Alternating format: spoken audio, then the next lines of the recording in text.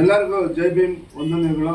ಇವತ್ತೇನು ನಾವು ವಾಲ್ಮೀಕಿ ಭವನದಲ್ಲಿ ಒಂದು ಕಾರ್ಯಕ್ರಮ ಹಮ್ಮಿಕೊಂಡಿದ್ದೇವೆ. ಆ ಕಾರ್ಯಕ್ರಮ ಏನಂದರೆ ಆತ್ಮವಿಶ್ವಾಸ ದಲಿತ ಶಕ್ತಿ ಸೇನೆಯಿಂದ ಈ ಕಾರ್ಯಕ್ರಮ ಏನಂದರೆ ಇವರು ಎಲ್ ಸುರೇಶ್ ಅಂದ್ಬಿಟ್ಟು ಪತ್ರಕರ್ತರು, ನೈಜ ಪತ್ರಕರ್ತರು ಇವರು. ನಾವು ಅದಕ್ಕೆ ಇವರು ಸನ್ಮಾನ ಮಾಡ್ತಿರೋದು. ಯಾಕಂದರೆ ಇವರು ಯಾವುದೇ ಒಂದು ವರದಿ ಆಗಲಿ ಈ ತಾರತಮ್ಯ ಇಲ್ಲದೆ, ಭೇದ ಭಾವ ಇಲ್ಲದೆ ಎಲ್ಲ ವರದಿನೂ ಮಾಡ್ತಾರೆ. ಇಂಥ ವರದಿ ಮಾಡಬಾರ್ದು, ಅಂಥ ವರದಿ ಮಾಡಬಾರ್ದು, ಇವ್ರದ್ದು ಮಾಡಬಾರ್ದು, ಅವ್ರದ್ದು ಮಾಡಬಾರ್ದು ಅನ್ನೋ ಒಂದು ಇದೇ ಇಲ್ಲ ಅವರು. ರಾಜಕೀಯದ್ದು ಅಷ್ಟೇ, ಕಾಂಗ್ರೆಸ್ ಆಗಲಿ, BJP ಆಗಲಿ, JDS ಆಗಲಿ, ಯಾವುದೇ ಪಕ್ಷ ಇರಲಿ ಎಲ್ಲ ಕರೆಕ್ಟಾಗಿ ಮಾಡ್ತಾರೆ. ಯಾವುದೇ ಒಂದು ವರದಿ ಇವ್ರ ಹತ್ರ ಇದಿಲ್ಲ. ಎಲ್ಲ ವರದಿಗೂ ಸ್ಪಂದಿಸ್ತಾರೆ. ರಾತ್ರಿ ಎಲ್ಲರೂ ಸೇವೆ ಮಾಡ್ತಾಯಿದ್ದಾರೆ. ಇವರ ಒಂದು ನೈಜ ಪತ್ರಕರ್ತರ ಒಂದು ಇವತ್ತು ನಾವು ಇವ್ರ ಸನ್ಮಾನ ಚಿಕ್ಕದಾಗ ಮಾಡ್ತಾ ಇದ್ದೇವೆ. ಮುಂದಿನ ದಿನಗಳಲ್ಲಿ ನಾವು ಚೆನ್ನಾಗಿ ಮಾಡ್ತೇವೆ. ಈಗ ಗುರ್ಸ್ಬಿಟ್ಟು ನಮ್ಗೊಂಥರ ಸಂತೋಷ ಆಗ್ತಾ ಇದೆ. ಯಾಕಂದರೆ ಇಂಥ ನಾವು ಪತ್ರಕರ್ತರಿಗೆ ನಾವು ಒಂದು ಸನ್ಮಾನ ಮಾಡ್ತಿರೋದು ನಮಗೆ ಒಂದು ಖುಷಿ. ಇದು ಒಂಥರ ಹಬ್ಬದ ವಾತಾವರಣ ಥರ ಇದೆ.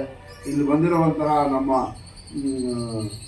ಗ್ರಾಮ ಪಂಚಾಯತಿ ಮಾಜಿ ಅಧ್ಯಕ್ಷರಾದ ಶ್ರೀನಿವಾಸ ಅವ್ರಿಗೂ ವಂದನೆಗಳು, ಮತ್ತು ನಾಗರಾಜ್ ಸರ್ ಬಂದಿರೋ ಅವ್ರಿಗೆ ವಂದನೆಗಳು, ಮತ್ತು ನಮ್ಮ ಆದಿ ನಾರಾಯಣ ಸರ್ ಬಂದರೆ ಅವ್ರಿಗೆ ವಂದನೆಗಳು, ರವಿ ಸರ್ ವಂದನೆಗಳು, ವೆಂಕಟಪ್ಪ ಅವ್ರಿಗೆ ವಂದನೆಗಳು, ಆಮೇಲೆ ಸಿದ್ಧಗಂಗಾ ನಾರಾಯಣ ಸರ್ ಬಂದರೆ ಅವ್ರಿಗೂ ವಂದನೆಗಳು ತಿಳಿಸುತ್ತೆ. ಈ ಕಾರ್ಯಕ್ರಮ ಇವತ್ತು ಯಶಸ್ವಿಯಾಗಿರೋದಕ್ಕೆ ತುಂಬ ಖುಷಿಯಾಗ್ತಾ ಇದೆ. ಈ ಸನ್ಮಾನ ಇವರು ಇಂಥ ವರದಿಗಾರರು ಸಮಾಜ ಅಂಕುಡೊಂಕು ಕೆಲಸ ಮಾಡ್ತಾ ಇದ್ದಾರೆ.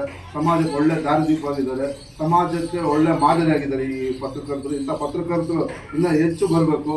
ಯಾಕಂದರೆ ಈಗಿನ ಘಟ್ಟದಲ್ಲಿ ಪತ್ರಕರ್ತರು ಯಾವುದೋ ದಾರಿಗೆ ಹೊರಟೋಗ್ಬಿಟ್ಟಿದ್ದಾರೆ. ಆ ದಾರಿಗೆಲ್ಲ ಕೆಲವರು ಎಲ್ಲರನ್ನೂ ನಾವು ಹೇಳೋಕ್ಕಾಗೋದಿಲ್ಲ. ಕೆಲವರು ಇಂಥ ಒಳ್ಳೆ ಪತ್ರಕರ್ತರು ನಮ್ಗೆ ಬೇಕು.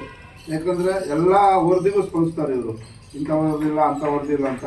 ಅದಕ್ಕೆ ನಾವು ತುಂಬ ಖುಷಿ ಆಗ್ತಾಯಿದೆ. ಇಂಥ ವರದಿಗಾರರು ಇನ್ನೂ ಇಂಥ ಯುವಕರು ಬರಲಿ, ಸಮಾಜಕ್ಕೆ ಒಳ್ಳೆ ದಾರಿ ದೀಪ ಆಗಲಿ, ಸಮಾಜವನ್ನು ಬೆಳೆದ ಒಂದು ಪತ್ರಕರ್ತ ಬರಲಿ ಅಂತ ಈ ಸಂದರ್ಭದಲ್ಲಿ ನಾನು ಆಡ್ತಾ ಇದ್ದೀನಿ. ಸಂವಿಧಾನ ಶಿಲ್ಪಿ ಬಾಬಾ ಸಾಹೇಬ್ ಅಂಬೇಡ್ಕರ್ ಅವರಿಗೆ, ಸಂವಿಧಾನ ಶಿಲ್ಪಿ ಬಾಬಾ ಸಾಹೇಬ್ ಅಂಬೇಡ್ಕರ್ ಅವರಿಗೆ, ಬುದ್ಧ ಬಸವ ಅಂಬೇಡ್ಕರ್ ಅವರಿಗೆ, ಆತ್ಮವಿಶ್ವಾಸ ವೇದಿಕೆಗೆ, ದಲಿತ ಶಕ್ತಿ ಸೇನೆಗೆ.